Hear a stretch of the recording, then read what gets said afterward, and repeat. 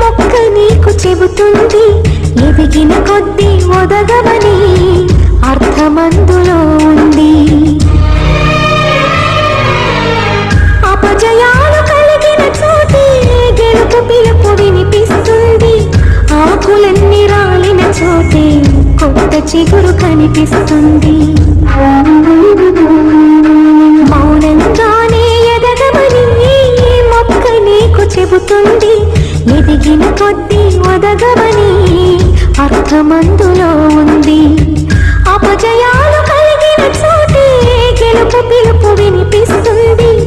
ఆకులన్నీ రాలిన చోటే కొత్త చిగురు కనిపిస్తుంది.